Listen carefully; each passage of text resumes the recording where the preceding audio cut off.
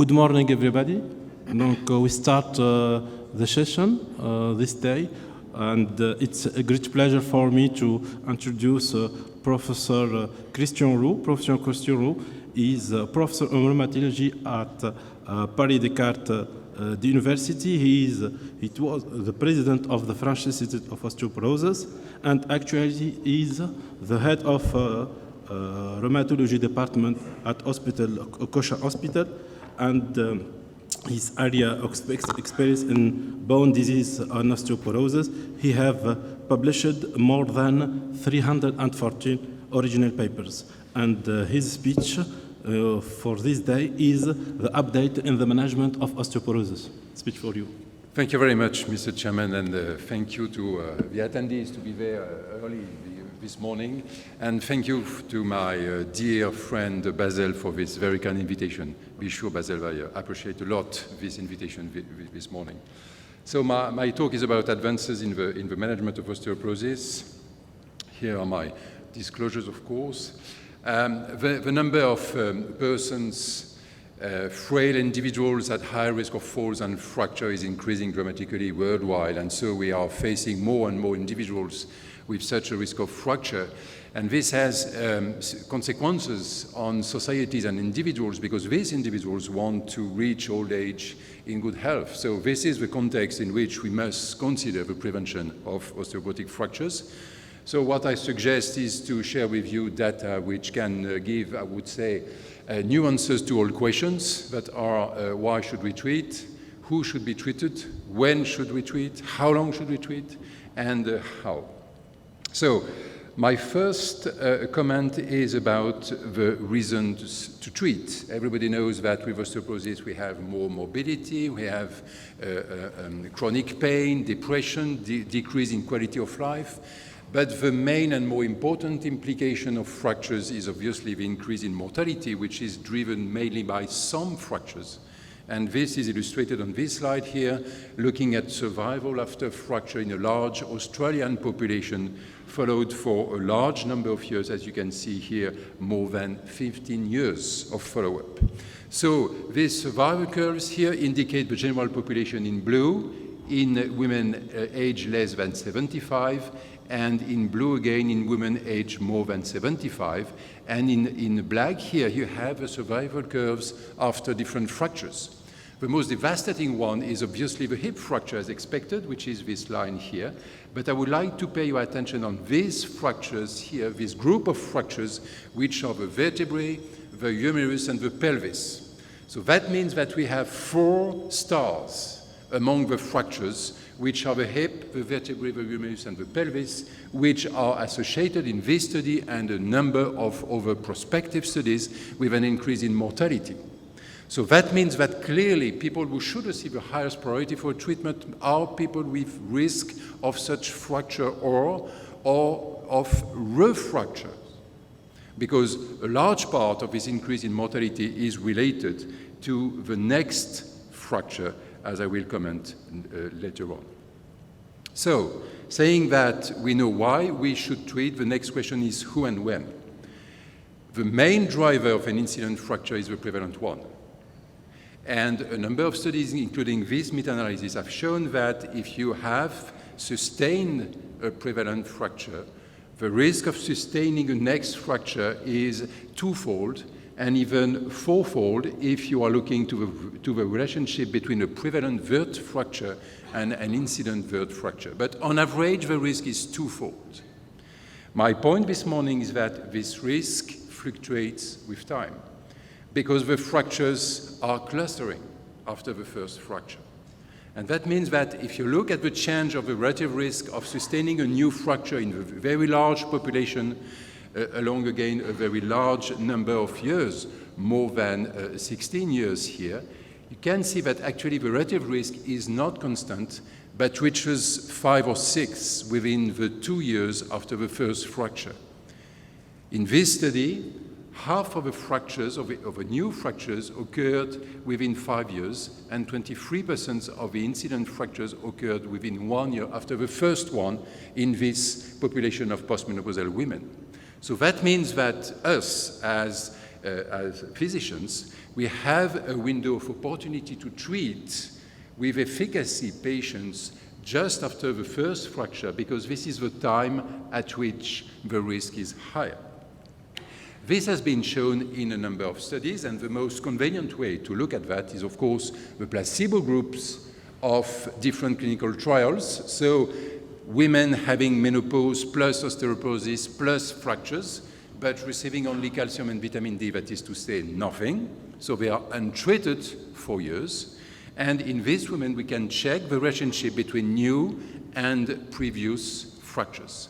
This is the first example here in a placebo-controlled study. So here the patient received only calcium and vitamin D, and you have here the incidence within a year in patients with osteoporosis but without previous fracture. It is very low. In patients with osteoporosis plus prevalent vertebral fractures but of unknown timing, we don't know when these prevalent fractures occurred, and the risk here is 5%. But if you take the patient at the time of the first fracture and follow them for a year, you can appreciate that the risk is actually fourfold, that is 20%.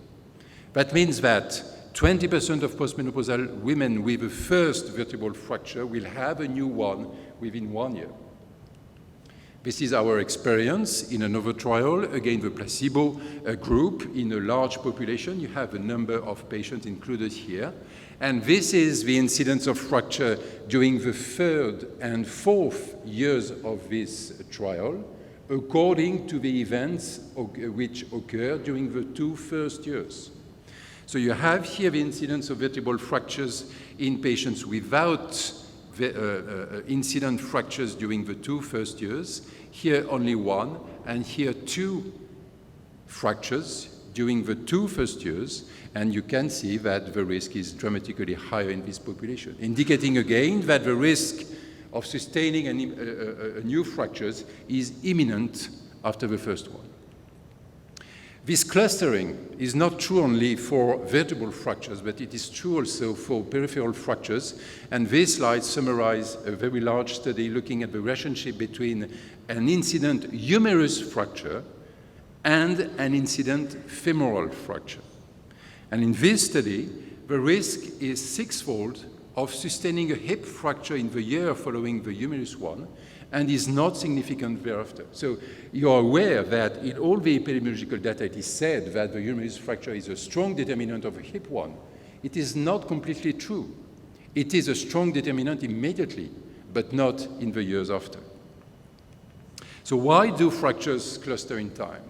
We should consider that because of the therapeutic implication, of course. The first reason is that the patients had osteoporosis before and they had osteoporosis after if we don't give treatment. Of course, this is the first reason. The second one is the fold-related risk factors, and I like this study here, looking at it was a very simple and clever idea. It was to look and to check for the drugs received by the patients at the time of the fractures when they were in the emergency department, and then the list of drugs and treatments they received at the time of the discharge of the orthopedic surgery department. 70% of these elderly women actually received treatments which are related to falls. And at the time of the discharge, they received exactly the same treatment in terms of number and in terms of categories of treatment. So that means that in this study, looking at more than 160,000 patients with fractures, the fracture was not a teaching moment and was not the occasion to look at most of the risk of falls. And of course, the post-fracture period is a time during which there is alteration in cognitive functions and there is an increased risk of falls because of impaired coordination and because of walking aids and so on.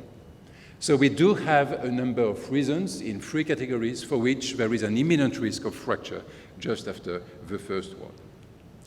Can we define an imminent fracture risk in osteoporotic patients without yet a fracture? I'm not sure of that. However, there is one study looking at that in a very large administrative database, looking at the code of osteoporosis, diagnosis of osteoporosis related to the code, so we don't have any information about that diagnosis.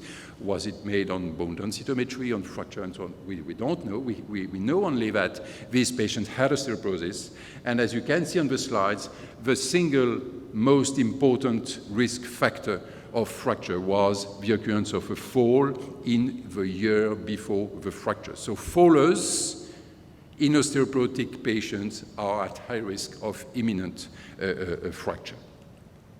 The consequence of that is the rationale to build a fracture liaison service, that is, systems to include patients at the time of a fracture in order to offer them the better care as we can. And a number of studies showed that they are effective, not only for the cost, because of the number of fractures you avoid, but also at the individual level, because you can decrease the mortality and the incidence of new fractures in a population included in a fracture liaison services system as compared to usual care.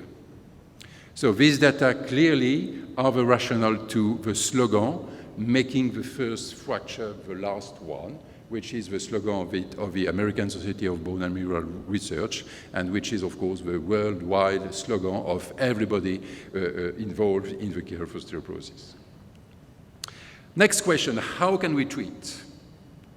First of all, I focused your attention this morning on falls, and I would like to repeat that we could miss a good opportunity if we go on neglecting the falls and the risk of falls. We must consider falls in our elderly patients. As you know, the direction of fall makes a difference in the location of fractures, because if you have a young postmenopausal woman quite healthy, you have a normal or high speed of walk, and thus the fall is forward, thus on the wrist. And in contrast, if you have rheumatoid arthritis, if you have chronic morbidities, if you are an elderly woman, the speed of walk is low, and then the fall is sideways, that is directly on hip. So the direction of the falls makes a difference in the location of fractures. There are a number of papers looking at the non-pharmacological approach to prevent falls and fractures. You can prescribe exercise, you can make home safety interventions, you can, as I said previously, gradually withdraw the psychotropic medications, and you can look also to a very simple parameter, which is visual impairment. Let me show you only one, again, very simple idea published in a very famous journal, which is JAMA, and the idea was as follows. You take more than 1 million elderly patients with cataracts. Some of them are operated, others are not. And then you count the hip fractures. And the result is that in patients who had surgery for cataract, the risk of sustaining a hip fracture was decreased by 16%, which is not so bad. So that means that we should consider all this risk of falls, and we must act on all the parameters that we can detect which increase dramatically the risk of falls in our failed patients. What about falls prevention? Can we really prevent injuries related to falls? Some literature says no, some literature say yes, so I decided this morning, because I'm very happy to be there, to choose a French paper published in the British Medical Journal, which is a very large meta-analysis of the physical activity and dedicated exercise to fallers, and the result is positive. That means that in this meta-analysis, some exercise that we can detail in the discussion if you want, dedicated to some patients with high risk of falls, clearly decrease the risk of falls and injury. So we must again consider that. And what about the pharmacological approach? I'm sure that you are very aware of that we have a number of studies which have shown in appropriate studies looking against placebo on fractures during several years, 3, 5 years, and so on, that they can decrease the risk of fracture roughly by 50%, even more. So you have the list here, and you have here the results of the placebo-controlled studies within some years here. And the point is that, of course, you can't conduct very long-term studies against placebo for ethical reasons. But on the other hand, osteoporosis is a chronic disease, so we need long-term data. So that's why we have extension studies, and you can appreciate that these extension studies are up to 10 years for some studies. That is, we have data on postmenopausal women with osteoporosis followed over 10 years with all the details of all the health events during this period. The reliability of these extension studies is low, of course, because you don't have placebo in this population. So that means that we have only observational data. So we don't know if we are looking to the natural history of a disease or to the effect of a treatment by itself. However, having this limit in mind, we must consider these studies because they give us a lot of information concerning the long-term management of this chronic disease. I will not show you all the studies, of course, just to remind that all the studies have shown that over 3 years, as shown here for zoledronic acid, you can decrease very largely the risk of incident fractures, 70% here decrease in the risk of vertebral fractures as compared to placebo. And by the way, let me remind you that in this study conducted in frail elderly patients with a recent hip fracture, it has been shown that not only the treatment was able to decrease the risk of getting an incident fracture, but there was also, by the way, a 28% decrease in mortality. Let me repeat that, 28% decrease in mortality in this population, which is not related only to the effect, through the effect on fractures. And we can speculate on the anti-inflammatory effect and so on of bisphosphonate in this population. So we have drugs. Now I would like to discuss with you two questions. Which drug as a first one? And can we treat this imminent risk that I described previously? So the first question is, how can we manage the order of treatments? And we are lucky because last year in the Lancet in one hand and in the New England Journal of Medicine in the other hand, we had two comparative studies looking at two drugs with the true endpoint, which is the fracture. The first one is the comparison between teriparatide, an anabolic agent, and risedronate, a bisphosphonate, in a population of postmenopausal women with osteoporosis and vertebral fracture. And please pay your attention on that. They had vertebral fractures. And the strategy that we will describe are to be applied to patients with osteoporotic vertebral fractures. So this very at-risk population received after randomization either an anabolic or an anti-resorptive, and the anabolic was the winner. For all the parameters, all the fractures, as you can see on these different curves. This is the first study. The second one looked at the effect of a new antibody, the romosozumab, which is against sclerostin, sclerostin being the main brake of osteoformation, acting on osteocytes and osteoblasts, and romosozumab act against this brake, and so it is a very, very potent anabolic agent. And this study compared two strategies. The first one, Romo over 1 year, then alendronate over 1 year, versus alendronate over 2 years. So anabolic first, again, versus anti-resorptive first. And the first strategy was the winner. So that means that, and please pay your attention of this definition, in postmenopausal women with osteoporosis and vertebral fractures, all the data suggests that we must begin with an anti-resorptive. This may not be, with an anabolic agent. This may not be true for peripheral fractures because peripheral fractures are more related to falls, of course, and to the cortical fragility. So maybe for peripheral fractures, we must use an anti-resorptive first, as illustrated by the very famous study of zoledronate in patients with recent hip fracture. But again, if there are vertebral fractures which are typical of osteoporosis, we should begin with an anabolic before the anti-resorptive drug. The second question is, what about the early effect of treatments? Because I described an imminent risk. Can we act on that? And I must say that we are in trouble to answer these questions, because most of the trials have been conducted in patients with fractures, but of unknown timing. So what we can say is that beyond the statistical significance, looking at the curves of the fracture, we can see that they diverge within 6 to 12 months. This is shown here for the two most potent drugs, denosumab and zoledronate. You can appreciate on the different curves that within the first year there is a difference. And we have only one study looking at that, which is a post-hoc analysis of a study of the comparison between zoledronate and teriparatide. And the authors look at the effect of recent or not. The recency of the fracture was not an effect on the benefit. Whether or not the fractures at the time of inclusion was recent or not, the effect was the same, suggesting thus that the recency is not, has not a negative effect on the benefit of a treatment.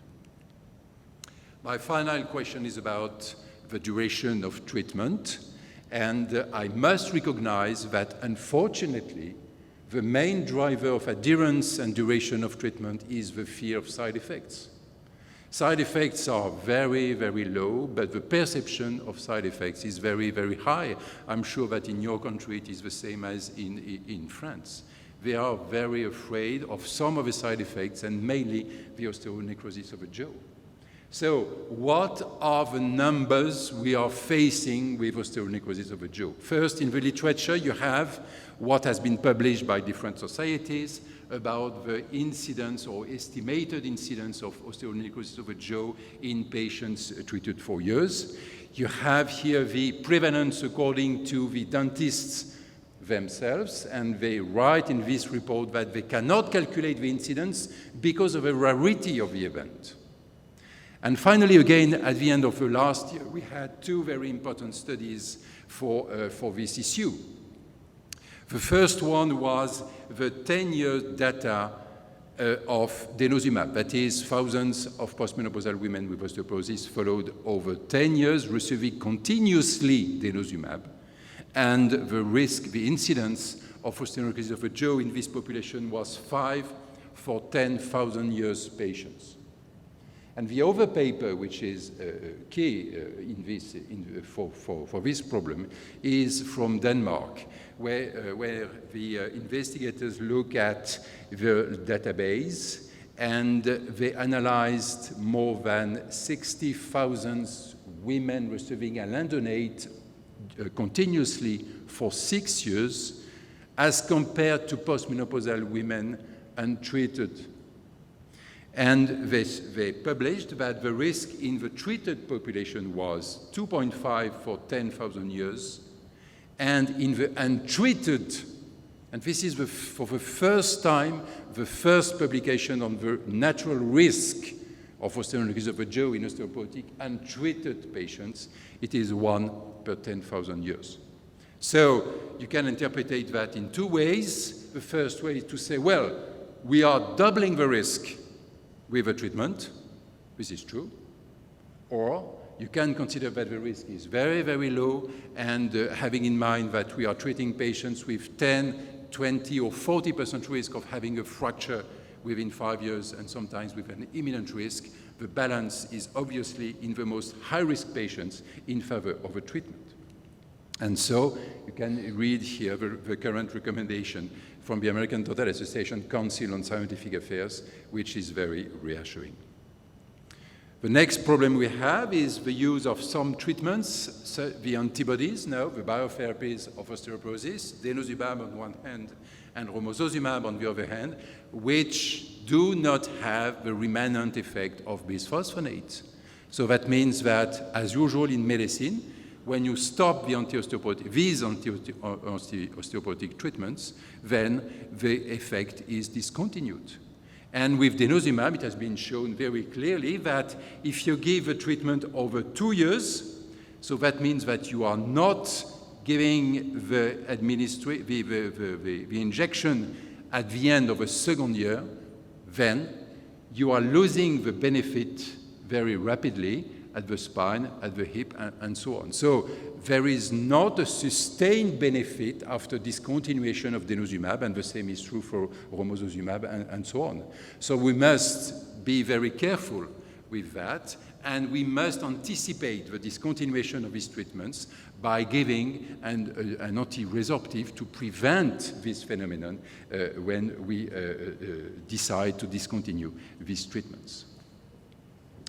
The last point is to manage now the treat-to-target theory in osteoporosis. You are very aware of that in diabetes. You are very aware of that in rheumatoid arthritis. You are very aware of that in all the rheumatic disorders you have. We do have a treat-to-target strategy for these patients. We know what we want to obtain, and we treat till this target. So what could be the target in osteoporosis? Obviously, it's not the prevention of fracture. The prevention of fracture is the objective. It is not the target. So the question is, should we use bone densitometry as a target? So far, it was not possible, because with I would say, the old treatment, that means the oral bisphosphonates, there was an impact on bone density roughly 5%, and an impact on fracture risk roughly 50%, but at the individual level, we cannot make a relationship between what we observed in the change in bone densitometry and what can be expected in the change in fracture risk. Of course, in a global population, there was a clear relationship. The more bone you have, the less risk you have, which is very reassuring. But again, at the individual level, because the change in bone densitometry was so low, we cannot make this relationship. This has changed recently with zoledronate and denosumab, which have a more large effect on bone densitometry, and the relationship is now very clear between the increase in bone density and the decrease in fracture risk, and the proportion of anti-fracture benefit related to these new treatments is between 50 to 70% related to bone density change. So it is now more important to look at the bone density change and to have a higher change as possible. What can we expect? Let me summarize the data. With denosumab, you can reach 21% increase in bone mineral density over 10 years, 21% increase over 10 years. With Romo, which as expected will be available soon, you can have 17% increase over 1 year. Having in mind that one standard deviation is around 12 to 15%, that means that you can get more than one deviation standard more after 1 year of Romo and several years of denosumab. So this explains that now we have a possibility to do that. Should we do that? Certainly yes. If I ask you the question, how do you manage the discontinuation of an osteoporotic treatment? What are you doing at the end of a treatment? Your patient received the treatment during the last 3 or 5 years, and now the question is, should I stop, and which parameter should I choose to decide if it is appropriate to stop, or is it an indication to continue? Is it bone mineral density at the end of a treatment? Is it the change of bone mineral density in the year or 2 years after discontinuation of a treatment? Is it the change in biochemical markers after discontinuation and so on? So to summarize all these possibilities and to make quite simple a very difficult question, the answer is the single parameter is the bone mineral density at the end of a treatment. This is shown on this part here on the slide. The higher was the bone mineral density at the end of 5 years of alendronate treatment, the lower was the risk of sustaining a fracture after discontinuation of a treatment. So clearly, all the data now converge to this idea that in patients for whom the bone fragility is low bone density, then we must increase bone mineral density. But I did not yet answer the question of a target. We know now what is the tool, but what is the target? Some data suggest, retrospective data, that minus 2.5 could be a convenient target. That is, patients who had osteoporosis with around minus 4 or minus 3 at the beginning as a T-score should reach at least a T-score of minus 2.5 to be sure that we have done something positive on bone. To be honest, I'm not sure that it is true. That is, minus 2.5 is magic, because it is the definition of osteoporosis, blah, blah, blah. But I'm not sure that the target is the same individual after individuals. It is certainly not the same for a woman 60 years old or 80 years old. In women 80 years old with previous fracture, we must get the highest T-score as possible, and maybe in this population the target is around minus 2 or even minus 1.5. In contrast to youngest postmenopausal women, for whom maybe the appropriate target could be effectively minus 2.5. So the idea that we can treat to target is true. The tool to do that and the parameters to be used is bone mineral density in patients with low bone mineral density at baseline, but the target is not yet defined, and it must be anticipated for each individual. My last slide is on the concept of drug holiday. This is debated. I do not have the answer this morning. Should we get drug holiday in some patients, that is to say, treat 3 years, stop 2 years, then repeat 3 years, and so on? Is it true or not? We don't know. Some data suggest that we can avoid a number of side effects, but other data, including this one from France, suggests that in patients with high risk, drug holiday is definitely not a good idea. And in some patients, we must recognize that they have a chronic disease and they must have a chronic treatment, whether or not side effects are described with this treatment. So this drug holiday is a debated concept right now and should not be recommended for every patient. So my conclusion is that we have no new concepts concerning the management of osteoporosis. That's why my talk was advances in the management of osteoporosis. The first one is that we must discriminate among fractures the most severe. Femur, humerus, vertebrae, and pelvis must be treated and prevented. Two, we have no very large data showing that the imminent fracture risk is an important concept for the therapeutic approach of osteoporosis. We have now the idea that treat to target must be used in patients with low bone mineral density. And finally, we have studies looking at different strategies, and in patients with vertebral osteoporotic fractures, anabolic first is the best idea. Thank you for your attention. Thank you. Thank you, Professor Roux, for this very nice update on the management of osteoporosis. And certainly we have many questions about your research. Micro? I can shout. Micro?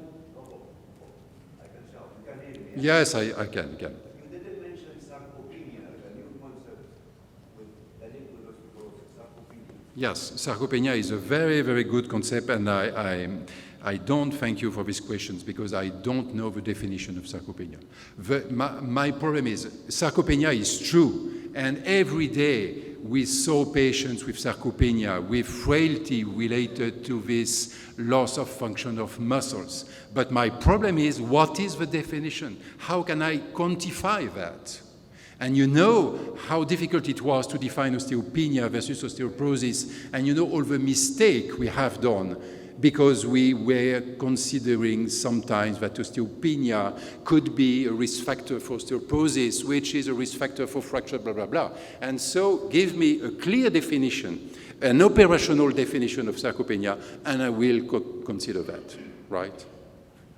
Question? Good morning. Who are you? Where are you?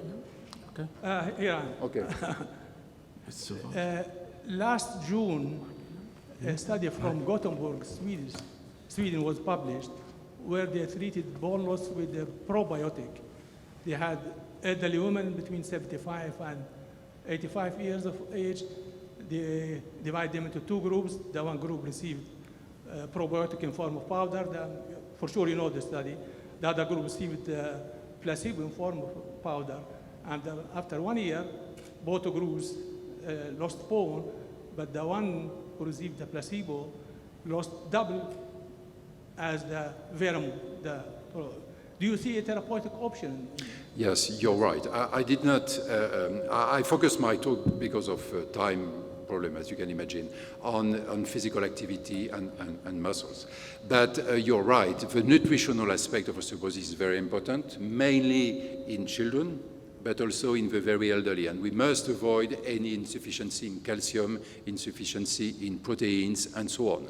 But what was the rationale of this study is the inflammasome. That is the idea that with aging, we may have more inflammation. And we know that inflammation has a very deleterious effect on bone by increasing bone resorption and decreasing bone formation.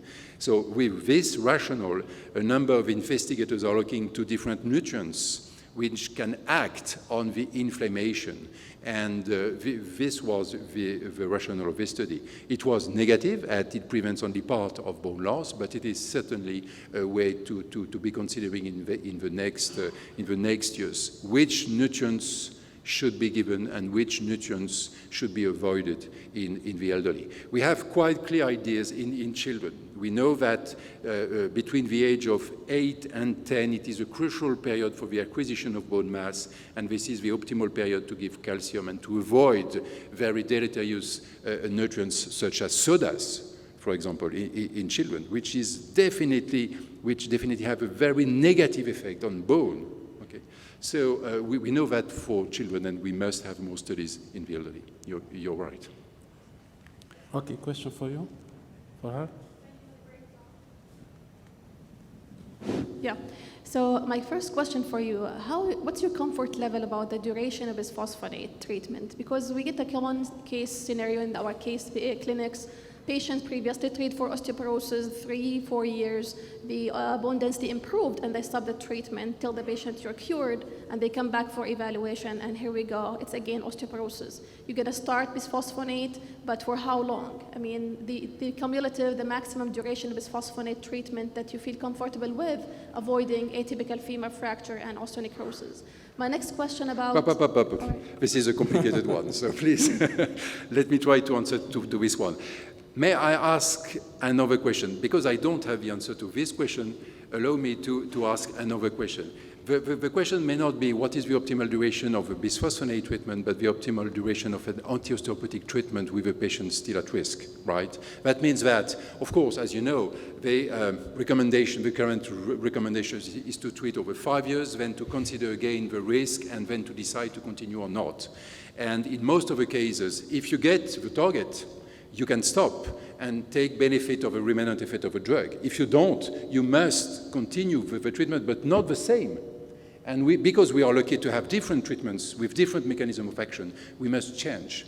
And if your question is, am I afraid to treat for life an anti-osteoporotic woman with very low bone density and fracture? The answer is no, because she had a very severe disease and she must be treated for years and years and maybe for life. In contrast, in very young ladies, around 50, with a T-score of -3, with only a fracture of a radius, maybe 1 or 2 injections are enough, or maybe a treatment of 1 or 2 years are enough, waiting for other events and other risk factors. So I know that I did not answer directly to your question, because the question, what is the optimal duration of a bisphosphonate treatment, is very difficult. Could be 5 years, this is the guidelines. Could be 10 years, because we have data in the literature on that. But the appropriate question could be, what is the optimal duration for the disease itself?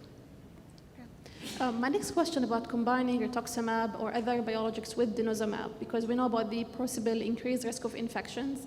Do you think it's a bad practice? Because, for example, rituximab every 6 months treatment and the denosumab every 6 months, to space them out and give the patients, for example, every 3 months a dose of denosumab, wait 3 months, give them the rituximab, so it's not at the same time. So the question about the comfort level with infectious complications with combining biologics. Thank you very much. Yeah, you're right. This is a very important question.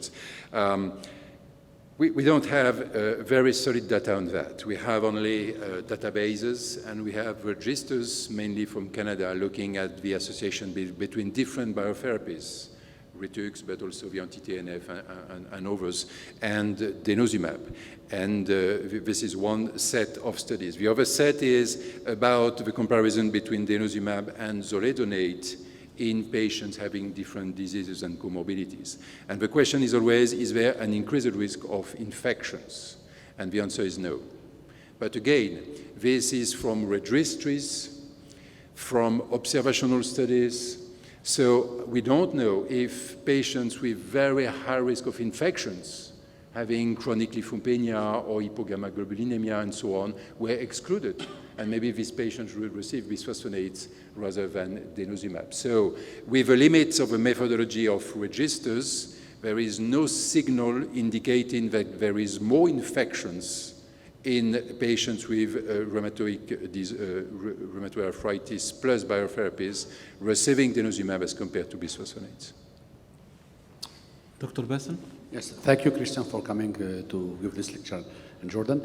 I have two questions. First, about we should customize our treatment according to what are available in each country. You are talking about the strategy in France, in Europe, and the States of work. We don't have this all medication available, and this is the first, my first point. Yes. The second point that we are using fracture risk assessment. Regarding BMD alone, I know as in Jordan, I know very well the centers. We don't have centers, we have their quality control, their machine, and all these things. I think maybe there's one or two who do it regularly and daily basis quality control. So based in BMD alone, because I have a lot of experience, I see a lot of patient osteoporosis coming from other centers, and when I check BMD, sometimes they have osteoporosis and became normal. This is very dramatic because the decision to treat or not to treat, it depends on that. Why not to use FRAX? Because we have Jordanian FRAX, and FRAX we can associate many risk factors. I know FRAX it's good to estimate the risk fracture probability for non-treated patient. Why not to use it for treated patient to say I stop or not stop? Because the FRAX contain other risk factors, critical risk factors more than BMD, and we can use it without BMD as you know. What do you think? Yeah. The problem of FRAX is that it is driven mainly by three parameters: age, prevalent fractures, and bone mineral density. So if you don't have bone mineral density, you have only prevalent fractures and age. And so, as you say, it could be convenient for the decision of treatment if we have a large risk over 10 years. However, for the follow-up of the patients and for the effect of a pharmacological drug, it is not convenient because we can't expect to have any effect of drugs on age, and the prevalent fractures are still there. So I'm not sure that the change of FRAX can be used easily for the follow-up of a patient, and certainly not for the decision of discontinuing. What the value of FRAX is that it is very convenient for teaching and for teaching the patients, showing that there are several risk factors and that these risk factors can be managed by themselves. So to answer your question, certainly the physician should not use the change of FRAX to decide for a treatment, but showing the FRAX and the 12 items of the FRAX to the patients at each yearly visit could be very interesting in terms of teaching that there are risk factors and that she must take care of them. Other question? Okay, thank you, Professor Roux.